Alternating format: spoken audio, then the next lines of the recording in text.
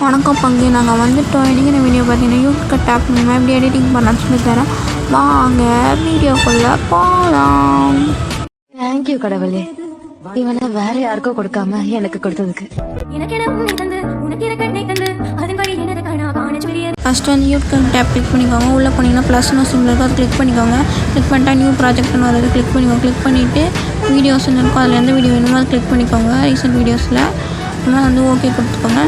அரை மார்க் மாதிரி அதை கொடுத்துட்டு அதுக்கு நம்ம வந்து வீடியோ பாருங்கள். ஓகேவா, எவ்வளோ தூரம் வேணும்ன்ட்டு கிளிக் பண்ணிக்கணும்.